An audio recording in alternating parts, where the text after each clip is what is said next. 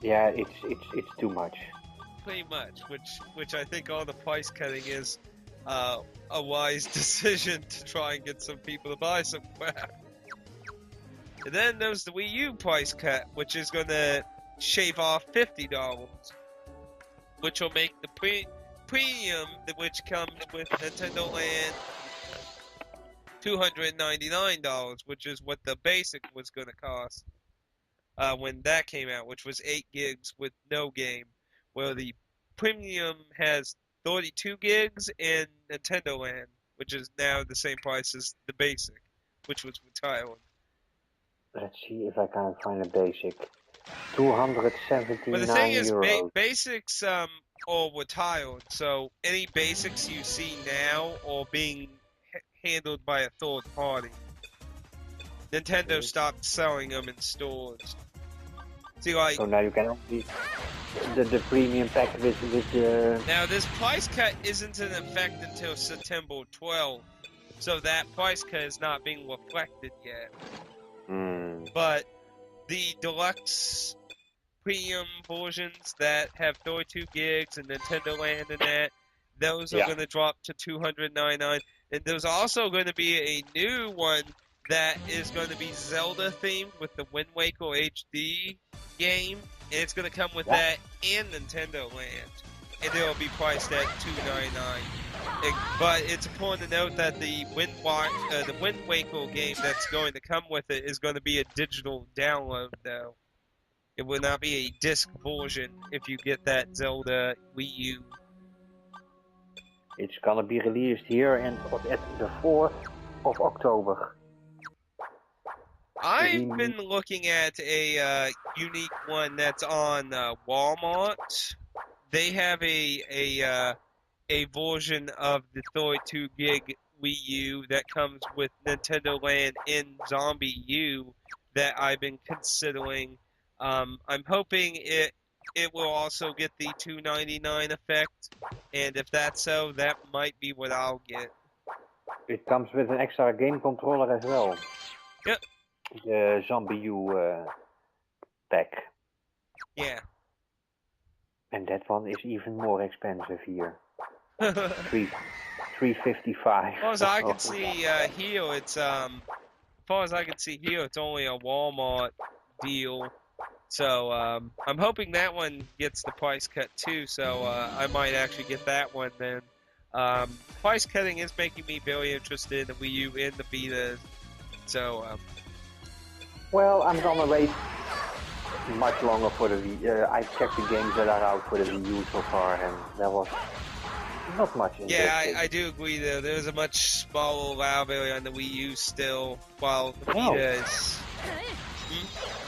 Well, Vita is it's compared to the 3DS. Yeah, I consider the Wii U has a much smaller library compared to the Vita right now. The Vita's library to me has been soaring up, like Soul Sacrifice. Xseed has like 4 games on the Vita now, and they've only announced they're only going to be releasing more because they've been actually being profitable. So.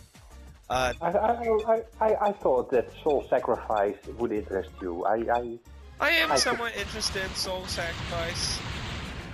There's also that Squire Enix Hellish Pikmin whip-off game that's on the Vita.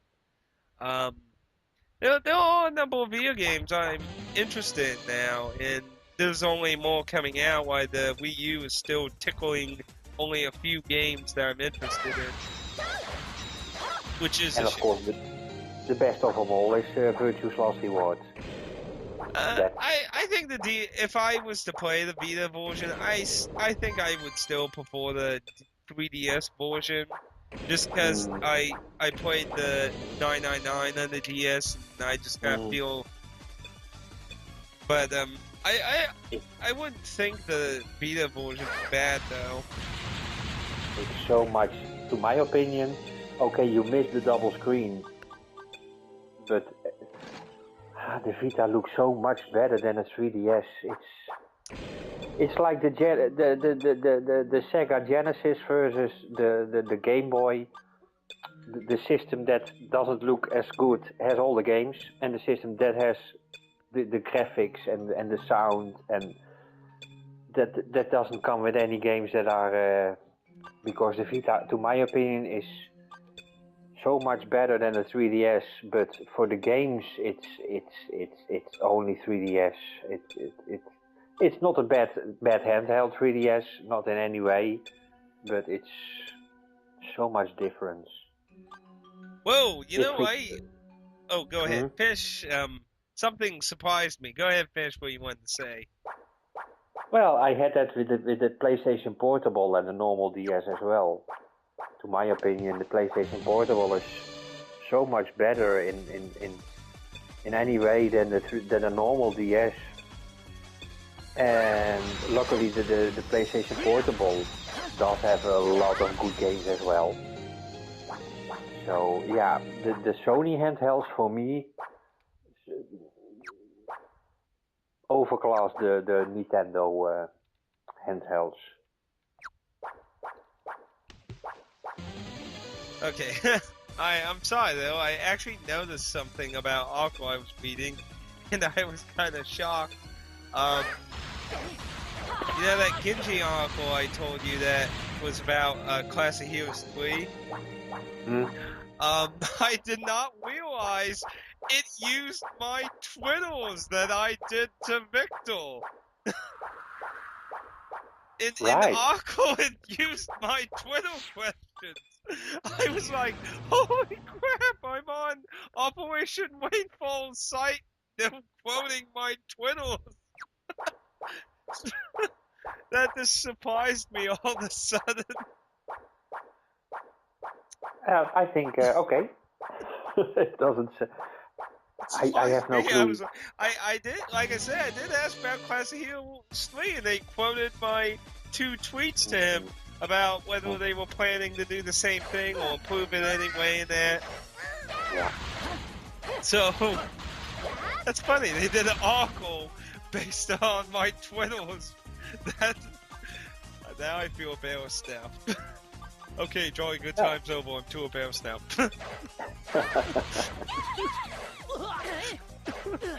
That's shocking. I didn't even get to read the full article. I just saw my Twitter name there. I was like, whoa.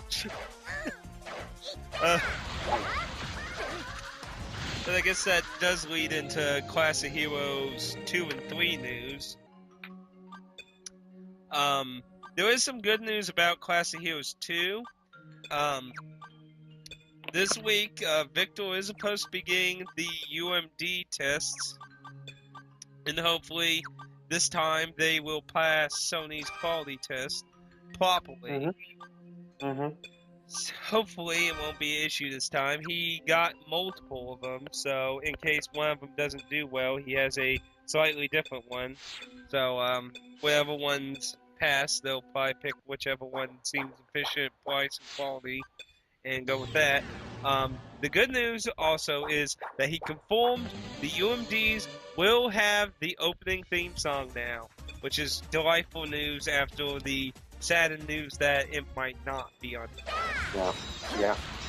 So the delays have allowed them to get that all fixed out. So the UMDs will have the opening theme song on, which is very nice. And the patch with the alchemy bug that when the game first launched on the Nintendo on the PSN. Yeah, Nintendo. Yeah, when it launched on Nintendo, you know that right. Yeah, let's do it on Nintendo as well. But yeah. Well, that's good news. Yeah, and as I had obviously pointed out, Operation Waitfall used 2 of my twiddles to Victor about if they plan to attempt to do Class of Heroes 3 Physical Edition. So, yeah, basically, Victor did reply that it will be a similar thing where they will ask for a certain amount of people of interest. If we hit that, then they'll open pre-sales just like they did with Class of Heroes 2. And hopefully, once they get all the stuff finally straightened out with Class of Heroes 2's UMD issue, hopefully they will just pursue the exact same system, and we won't have the slight delay issue if they do pursue that. So, well, the delay has not been bad after all, because I have been able to spend my money on on other games waiting for this one. But now I have to save $40 for the game and 15 to send it to Europe. You think that's how much it's going to cost to send it? $15. Yes, I received that package from the USA from Chris. If you seen that video, and that was $15 for one PSP game. It makes me wonder, like, I told you that someone sent me a game as a gift, and it makes me wonder how much it costed them to send that to me. Inside the USA? Yeah. Because, I mean, if it's $15 to send over there, I wonder how much it is vice versa. But, oh well. Well, but the good part is it comes with dark something. Dark Spire. Which Dark was Spire. the prize you picked for winning my last contest. I have not forgotten. No, it sounds like you've forgotten. Dark something? You know, it sounds like forgetting to me. Well, I have to make a copy of the cover and... yeah, it did not come with... Yeah, that is the sad thing with it. It did not have a cover or anything. But it was incredibly cheap on sale at the time, so, you know, and considering last time I looked online, I could look now, it was selling for at least $50 for just the cartridge on Amazon, at least in America. I don't even know if it even came out in PAL territories. Well, the prices have normalized. They were $40 for a new copy and $19.99 for a used copy. We can only still buy the imported new one for 40 euros, so it's... Yeah, you're still getting the game for nothing, really, so... yeah, and I would not have spent 40 euros on... Yeah, Dark Spire, if you're not interested in Wizardry style, if you don't want to even remotely experience anything like Wizardry, then yeah, you don't want to touch it. It's like... I still have enough... how do you say, what kind of genre is that again? Dungeon... Damn. What kind of genre is that? And Etrian Odyssey and all those kinds are called? Most people just refer to them as first-person dungeon crawlers. Ah, yes. Yeah, I have enough dungeon crawlers to play anyway. So... But I don't really consider Odyssey and Classic Heroes in the same vein of Dark Spire. I mean, Class of Heroes does have elements from the original Wizardry series, while Odyssey really is more its own thing in a first-person dungeon crawling aspect. Yeah. Really, it just takes the map-making system, really, mostly. Oh, that is the part I enjoy very much. Yeah, because, I mean, that's what you really had to do in old Dark Force. You would have to make literally your own fucking maps and map stuff, because you were lucky if the game had a fucking spell or something to indicate where the hell he was. But Dark Spire is literally the closest modern game that I ever played that tries to keep the core concept of the insanity of Wizardry's gameplay. While Classic Heroes and Odyssey, any elements they take, they really make it so much streamlined and easier. Dark Spire really does try to keep the inconvenience and such. And it's still a vastly easier game than the original Wizardry. Don't get me wrong. I'm not saying it's like the most perfect clone of Wizardry, but it's really one of the few games I've ever seen that really closely connects to all the insanity and difficulty and inconvenience and lies and the deceit of Wizardry. I tell you, the shopkeeping in there is so much of a whip-off in those games.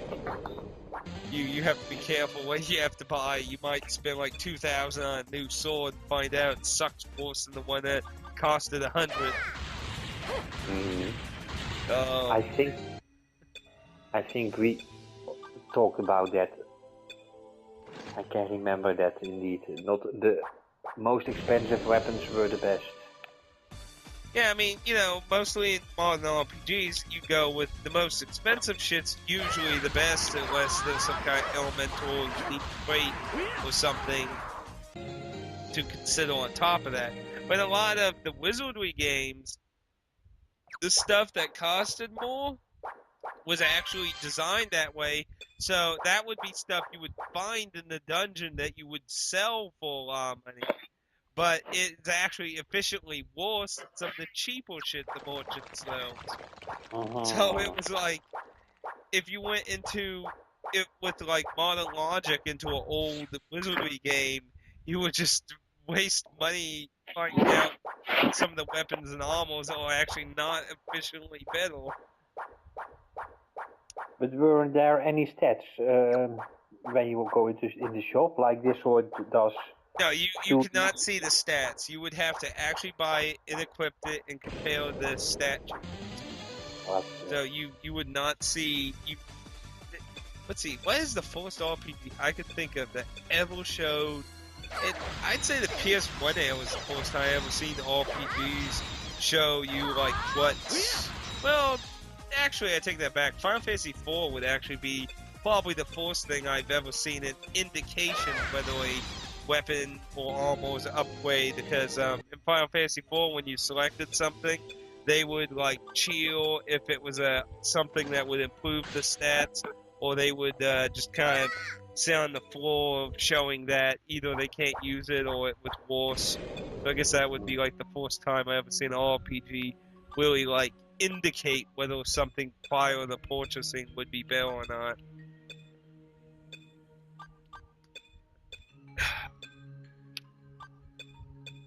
So, any more console news to discuss?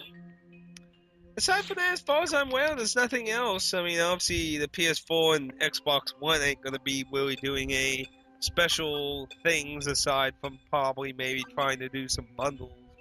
But I'm surprised I haven't heard anything about the 360 trying anything. Sony and Nintendo are doing all kinds of things prepping for the holiday, and I don't see Microsoft doing anything with 360, even though they're supposedly going to support it for 7 years. I guess maybe they're just trying to focus on the X-Bone. Probably. Personally, I think they did so much horrible PR with that. I can't see it doing so well for a while, but sadly, I think it is going to do well because all their promises they supposedly claim they'll keep have changed a lot of people's minds. And some people, obviously with all, and I'm not saying people are bad because they did that. I mean, they claim, I'm just a little distrusting. Like, I want to physically see them keep their promises that they will not be having the DRM crap and all that shit. Mm-hmm. You show me you keep your promise, then I'll put your system on the maybe list next year or something. I put it on the maybe in 4 years when there are a few RPGs that are maybe interesting and exclusive to the Xbox One. Well, there's only 2 games I'm interested in. One, we barely know anything about. All we know is it's made by the creator of Deadly Premonition. I know Sega CD Universe is excited about that. And Dead Rising 3.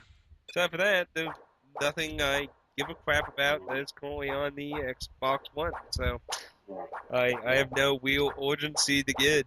Actually, I kind of hope Capcom put Dead Rising 3 on something else. Then I can just avoid it longer. Yeah. Yeah, I'm gonna put, and well, I'm not gonna buy the PlayStation 4 new as well. I will wait with that. I would like to buy it, but Mm-hmm. I very rarely buy a console in the very first year it was released. It's a pretty rare thing for me to do. It is not a common thing for me to do because there's just too few games and stuff being released in that, and like the Wii U is just an excellent example of slow game movement The 3DS suffered it, the original PSP suffered it, the PS3 suffered it.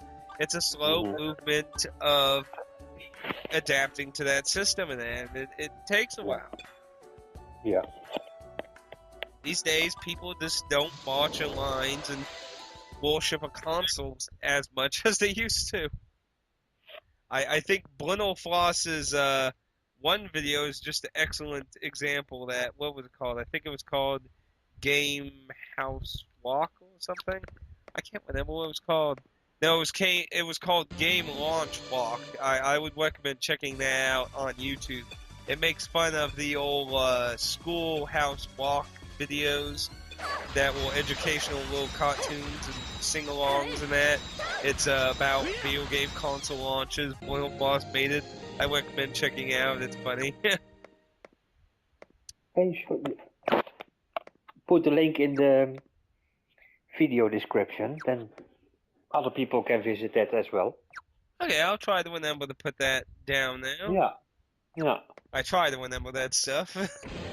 Really, I'm not always good. Somebody will be like, hey, you didn't put it. I did that once to remote RPGs. They're like, hey, you didn't put a link down here. It's like, oh, it happens.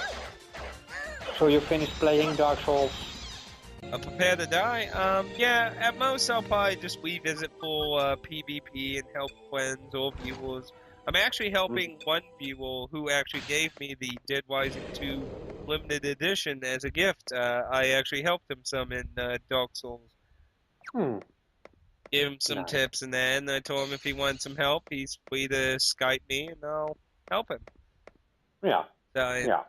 But aside from that, I'm probably not going to do any more playthroughs. I played through the game at least 7 times. Has at least 5 different characters, multiple new game pluses, and I pretty much got my full experience of the original Dark Souls and its DLC and that. But while on that note, actually, interestingly enough, FromSoft is going to do a interesting closed beta of Dark Souls 2's online mode in early October, and it will only be for PS3 fans.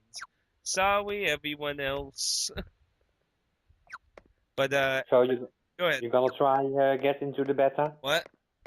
You're gonna try to yes, be definitely. I would love to get into this closed beta. I would love to experience some of the new stuff that'll be in online, and it's definitely a good and awesome thing to do because it's going to be a whole another year before we get Dark Souls 2. We're going to have to wait till, March or May next year, I believe. So, we still got a long ways before we see Dark Souls 2 come out. So, yeah, I think that's good to make sure they polish the game much more, because nobody can really lie that Dark Souls was kind of rushed out the door with Namco. It was rushed a bit, and there was a lot of dropped concepts in that were found on the disc and that some of the PC users have actually been able to make function through, hacking the game data and that. And some of those things are actually functional in the PC version through mods and that. So, but yeah, there was cut content. There's always usually cut content from any game almost, but it did seem like there was a lot from Dark Souls. And in some interviews, they said, there's some stuff we cut out to get the game launched, and then, But I think it gives them a good time to really do what they want and polish the game a lot better. And I really do want to try. It'll be awesome if I could get in this. I would be just happy. But there's 5 million other people trying to probably do the same thing. So